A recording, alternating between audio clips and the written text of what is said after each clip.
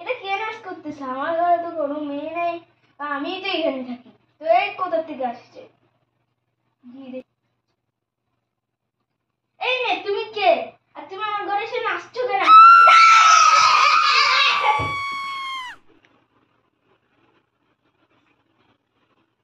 বলো। আমি হচ্ছে পেঁপে গাছের পেতনি। সবাই আমাকে ডাকে কাঁঠাল গাছের পেতনি। তারপর আচ্ছা, আমি পেঁপে গাছের পেতনি। আমাকে রক্ষা করো, ডাইনি, তুই চলে যা, তুই চলে যা। আমি ডাইনি? তুই কি?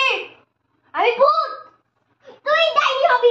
শাকচুন্নি ডাইয়া।